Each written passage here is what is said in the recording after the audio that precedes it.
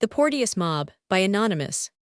The magistrates, after vain attempts to make themselves heard and obeyed, possessing no means of enforcing their authority, were constrained to abandon the field to the rioters, and retreat in all speed from the showers of missiles that whistled around their ears. The passive resistance of the Tolbooth Gate promised to do more to baffle the purpose of the mob than the active interference of the magistrates. The heavy sledgehammers continued to din against it without intermission, and with a noise which, echoed from the lofty buildings around the spot, seemed enough to have alarmed the garrison in the castle. It was circulated among the rioters that the troops would march down to disperse them, unless they could execute their purpose without loss of time, or that even without quitting the fortress, the garrison might obtain the same end by throwing a bomb or two upon the street. Urged by such motives for apprehension, they eagerly relieved each other at the labor of assailing the Tolbooth door, yet such was its strength that it still defied their efforts. At length, a voice was heard to pronounce the words, "Try it with fire." The rioters, with an unanimous shout, called for combustibles, and as all their wishes seemed to be instantly supplied, they were soon in possession of 2 or 3 empty tar barrels. A huge red glaring bonfire speedily arose close to the door of the prison, sending up a tall column of smoke and flame against its antique turrets and strongly grated windows, and illuminating the ferocious and wild gestures of the rioters who surrounded the place, as well as the pale and anxious groups of those who, from windows in the vicinage, watched the progress of this alarming scene. The mob fed the fire with whatever they could find fit for the purpose. The flames roared and crackled among the heaps of nourishment piled on the fire, and a terrible shout soon announced that the door had kindled and was in the act of being destroyed. The fire was suffered to decay, but long ere it was quite extinguished, the most forward of the rioters rushed, in their impatience, one after another, over its yet smoldering remains. Thick showers of sparkles rose high in the air, as man after man bounded over the glowing embers, and disturbed them in their passage. It was now obvious to Butler, and all others who were present, that the rioters would be instantly in possession of their victim, and have it in their power to work their pleasure upon him, whatever that might be. The unhappy object of this remarkable disturbance had been that day delivered from the apprehension of a public execution, and his joy was the greater, as he had some reason to question whether government would have run the risk of unpopularity by interfering in his favor, after he had been legally convicted by the verdict of a jury, of a crime so very obnoxious. Relieved from this doubtful state of mind, his heart was merry within him, and he thought, in the emphatic words of Scripture on a similar occasion, that surely the bitterness of death was past. Some of his friends, however, who had watched the manner and behavior of the crowd when they were made acquainted with the reprieve, were of a different opinion. They augured, from the unusual sternness and silence with which they bore their disappointment, that the populace nourished some scheme of sudden and desperate vengeance, and they advised Porteous to lose no time in petitioning the proper authorities, that he might be conveyed to the castle under a sufficient guard, to remain there in security until his ultimate fate should be determined. Habituated, however, by his office to overawe the rabble of the city, Porteous could not suspect them of an attempt so audacious as to storm a strong and defensible prison, and, despising the advice by which he might have been saved, he spent the afternoon of the eventful day in giving an entertainment to some friends who visited him in jail, several of whom, by the indulgence of the captain of the Tolbooth, with whom he had an old intimacy arising from their official connection, were even permitted to remain to supper with him, though contrary to the rules of the jail. It was therefore in the hour of unalloyed mirth, when this unfortunate wretch was full of bread, hot with wine, and high in mistimed and ill-grounded confidence, and alas, with all his sins full blown, when the first distant shouts of the rioters mingled with the song of merriment and intemperance. The hurried call of the jailer to the guests, requiring them instantly to depart, and his yet more hasty intimation that a dreadful and determined mob had possessed themselves of the city gates and guard-house, were the first explanation of these fearful clamors.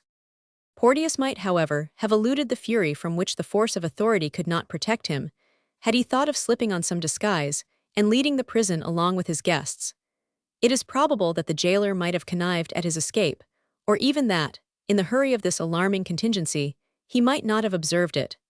But Porteous and his friends alike wanted presence of mind to suggest or execute such a plan of escape. The former hastily fled from a place where their own safety seemed compromised, and the latter, in a state resembling stupefaction, awaited in his apartment the termination of the enterprise of the rioters.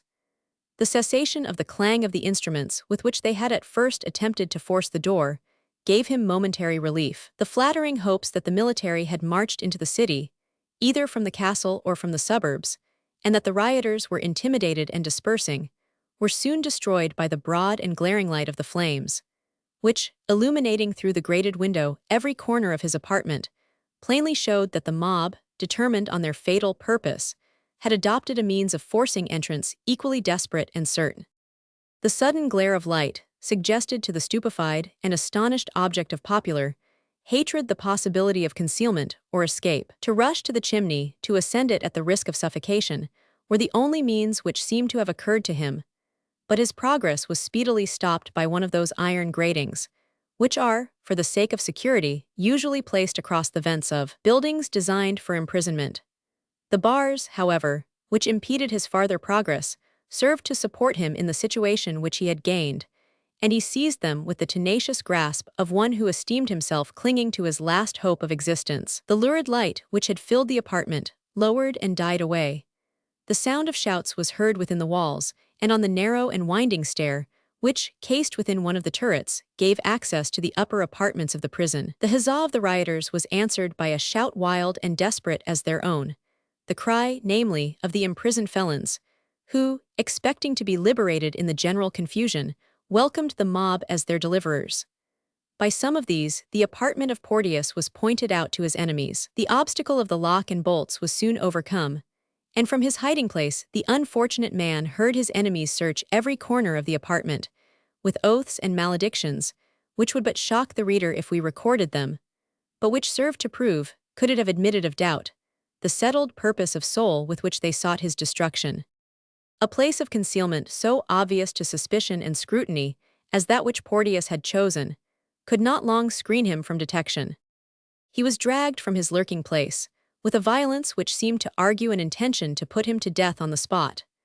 More than one weapon was directed towards him, when one of the rioters, the same whose female disguise had been particularly noticed by Butler, interfered in an authoritative tone. "Are ye mad?" he said, "or would ye execute an act of justice as if it were a crime and a cruelty? This sacrifice will lose half its savor if we do not offer it at the very horns of the altar. We will have him die where a murderer should die, on the common gibbet. We will have him die where he spilled the blood of so many innocents." A loud shout of applause followed the proposal, and the cry, "To the gallows with the murderer, to the grass market with him," echoed on all hands. "Let no man hurt him," continued the speaker. "Let him make his peace with God if he can. We will not kill both his soul and body." "What time did he give better folk for preparing their account?" answered several voices. "Let us mete to him with the same measure he measured to them." But the opinion of the spokesman better suited the temper of those he addressed, a temper rather stubborn than impetuous, sedate though ferocious, and desirous of coloring their cruel and revengeful action with a show of justice and moderation. Notes: the Porteous mob occurred in 1736. At the execution of a smuggler named Wilson, a slight commotion amongst the crowd was made by Captain Porteous the occasion for ordering his men who were on guard to fire upon the people. He was tried and sentenced to death, but reprieved by Queen Caroline, then regent in the absence of George II. The reprieve was held so unjust by the people that they stormed the Tolbooth and hanged Porteous, who was a prisoner there. The Porteous mob continued. The tumult was now transferred from the inside to the outside of the Tolbooth. The mob had brought their destined victim forth, and were about to conduct him to the common place of execution, which they had fixed as the scene of his death. The leader, whom they had distinguished by the name of Madge Wildfire, had been summoned to assist at the procession by the impatient shouts of his confederates. "I will insure you £500, said the unhappy man, grasping Wildfire's hand. £500 for to save my life." The other answered in the same undertone, and returning his grasp with one equally convulsive. 500 height of coined gold should not save you, remember Wilson. A deep pause of a minute ensued, when Wildfire added in a more composed tone, "Make your peace with heaven. Where is the clergyman?" Butler, who, in great terror and anxiety, had been detained within a few yards of the Tolbooth door, to wait the event of the search after Porteous, was now brought forward, and commanded to walk by the prisoner's side, and to prepare him for immediate death. They had suffered the unfortunate Porteous to put on his nightgown and slippers, as he had thrown off his coat and shoes, in order to facilitate his attempted escape up the chimney. In this garb he was now mounted on the hands of two of the rioters, clasped together, so as to form what is called in Scotland the king's cushion. Butler was placed close to his side, and repeatedly urged to perform a duty always the most painful which can be imposed on a clergyman deserving of the name, and now rendered more so by the peculiar and horrid circumstances of the criminal's case. Porteous at first uttered some supplications for mercy, but when he found that there was no chance that these would be attended to, his military education, and the natural stubbornness of his disposition, combined to support his spirits. The procession now moved forward with a slow and determined pace. It was enlightened by many blazing links and torches, for the actors of this work were so far from affecting any secrecy on the occasion that they seemed even to court observation. Their principal leaders kept close to the person of the prisoner, whose pallid yet stubborn features were seen distinctly by the torchlight, as his person was raised considerably above the concourse which thronged around him. Those who bore swords, muskets, and battle-axes marched on each side, as if forming a regular guard to the procession. The windows, as they went along, were filled with the inhabitants, whose slumbers had been broken by this unusual disturbance. Some of the spectators muttered accents of encouragement, but in general they were so much appalled by a sight so strange and audacious that they looked on with a sort of stupefied astonishment. No one offered, by act or word, the slightest interruption. The rioters, on their part, continued to act with the same air of deliberate confidence and security which had marked all their proceedings. When the object of their resentment dropped one of his slippers, they stopped, sought for it, and replaced it upon his foot with great deliberation. As they descended the bow towards the fatal spot where they designed to complete their purpose, it was suggested that there should be a rope kept in readiness. For this purpose, the booth of a man who dealt in cordage was forced open. A coil of rope fit for their purpose was selected to serve as a halter, and the dealer next morning found that a guinea had been left on his counter in exchange. So anxious were the perpetrators of this daring action to show that they meditated not the slightest wrong or infraction of law, excepting so far so as Porteous was himself concerned. Leading or carrying along with them, in this determined and regular manner, the object of their vengeance, they at length reached the place of common execution, the scene of his crime and destined spot of his sufferings. Several of the rioters, if they should not rather be described as conspirators, endeavored to remove the stone which filled up the socket in which the end of the fatal tree was sunk when it was erected for its fatal purpose. Others sought for the means of constructing a temporary gibbet, the place in which the gallows itself was deposited being reported too secure to be forced, without much loss of time.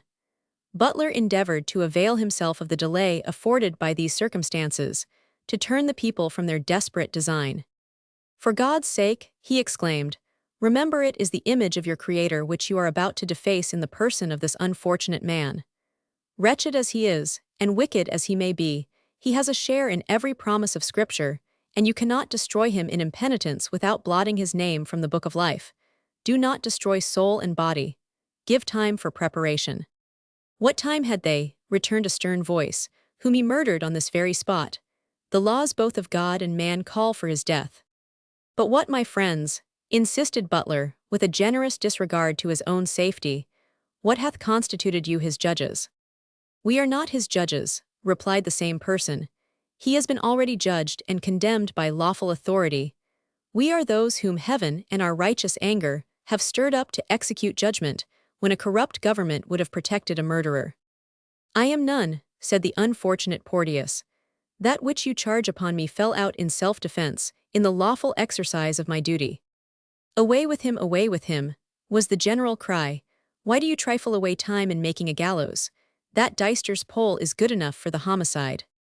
The unhappy man was forced to his fate, with remorseless rapidity. Butler, separated from him by the press, escaped the last horrors of his struggles. Unnoticed by those who had hitherto detained him as a prisoner, he fled from the fatal spot, without much caring in what direction his course lay.